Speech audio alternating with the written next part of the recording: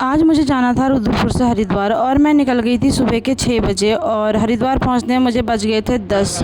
और घर में हमारे आज था बच्चों का जनेऊ और मेरे जाने से पहले यहाँ पूजा पाठ शुरू हो चुकी थी। मैं थोड़ा बहुत तो लेट हो ही गई थी और हमारे घर में आज है हमारे 2 भतीजों का जनेऊ। मैं जैसे ही घर पहुँची सबसे मिलने के बाद मैं चली गई थी रेडी होने के लिए, क्योंकि अब लगने वाली है इन दोनों को हल्दी और मेरे पास टाइम भी कम था और मैं जैसे तैसे फटाफट रेडी हो ली और यहाँ हल्दी लगनी शुरू हो गई थी। एक एक करके दोनों बच्चों को सबने हल्दी लगाई और खूब सारा प्यार और आशीर्वाद दिया है। और साथ में महिलाएं मंगल गीत भी गा रही थी, जो कि हमारे पहाड़ी कल्चर में बहुत कंपलसरी होता है और इसे ही हमारे यहाँ शगुन मानते हैं। जनेऊ संस्कार का हिंदू धर्म में बहुत ज़्यादा महत्व है। ऐसा कहा जाता है कि जनेऊ पहनने से और जनेऊ के नियम का पालन करने से बच्चे की लाइफ में रिस्पॉन्सिबिलिटी आ जाती है। और वैसे हमारी लोकल और पहाड़ी लैंग्वेज में बोला जाए तो बच्चे को जनेऊ करने के बाद कहते हैं अकल आ जाती है। कहा जाता है कि जो जनेऊ संस्कार है वो 8 से 16 वर्ष के बीच में होना जरूरी होता है। अगर कुछ लोग किसी कारण नहीं करवा पाते हैं तो वो शादी से पहले इसे ज़रूर करवाते हैं, क्योंकि बिना जनेऊ संस्कार के शादी नहीं हो सकती।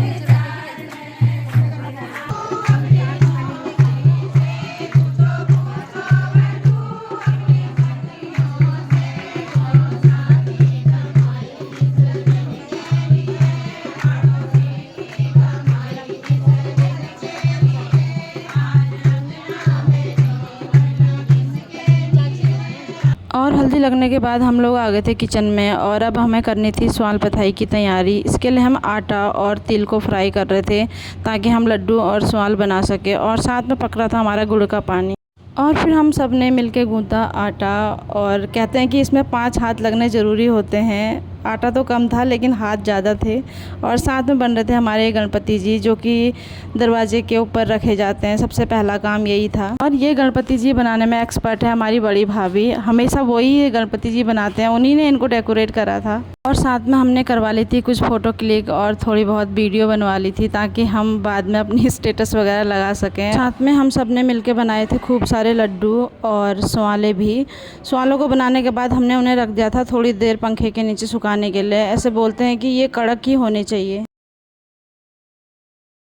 और इसके साथ ही साथ हो रही थी हवन की तैयारी, क्योंकि इवनिंग टाइम में हवन होगा और उसके लिए हमारे घर में हो रहा था हवन कुंड रेडी। और साथ में हमने ये स्वाले भी तल दिए थे। पंडित जी को काफ़ी टाइम लग गया था ये हवन कुंड बनाने में, इसकी तैयारी करने में, और अपने हाथों से वो इसे डेकोरेट भी कर रहे थे। हमारे घर पे इतना सारा काम था लेकिन फिर भी हमने 1-2 फ़ोटो खिंचवाई ली, वीडियो बनाई ली, और एक फ़ोटो मैंने जोशी जी के साथ भी खिंचा ली। पूरे फंक्शन में हम दोनों के साथ में बस एक ही फ़ोटो है। उसके बाद बच्चों को थोड़े बहुत फ्रूट्स वगैरह खिलाए थे और फिर कराया था हवन।